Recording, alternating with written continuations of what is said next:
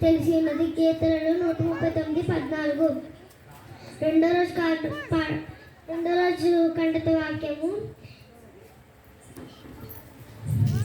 అప్పుడు నాకును మీకును సమస్త జీవరాశులకును మధ్య ఉన్న నా నిబంధన జ్ఞాపకం చేసుకును.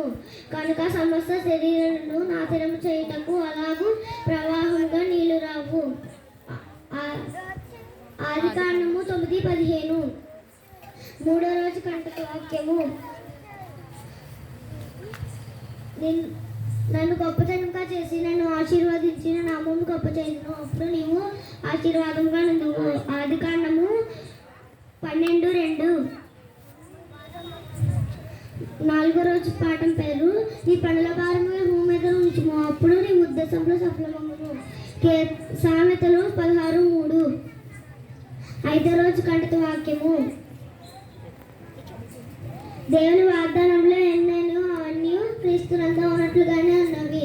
అవి మన ద్వారా దేవునికి మహిమ కలుగుటకై ఆయన ఉన్నవి. కీర్తనలు.